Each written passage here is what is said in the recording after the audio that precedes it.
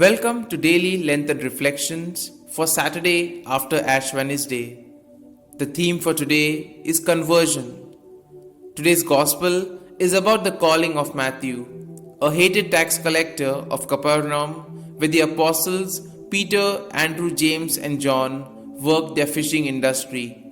Matthew's job was to review the daily catch and calculate the taxes due to the Roman authorities to support their army occupying Israel.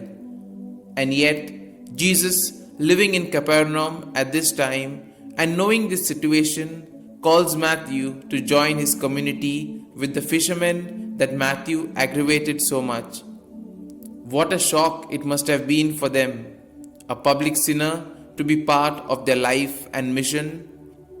Matthew's call was a call to conversion for both him and the apostles.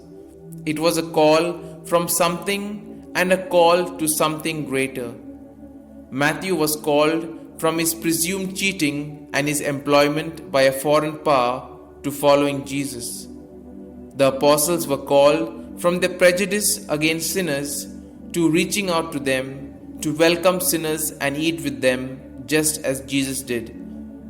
We are members of the community of disciples, and we are called to the same conversion as Matthew and the apostles. We are called to leave our attachments and prejudices and to reach out to others whom we may consider sinners, the addicted, the street people, the immigrants, the poor and the abandoned, and to welcome them in our community in order to share with them our life and mission. Today's gospel ends with a symbolic meal that expresses everything that Jesus was teaching. The apostles and sinners sat at the same table and ate a common meal, which signified a fellowship of acceptance and love.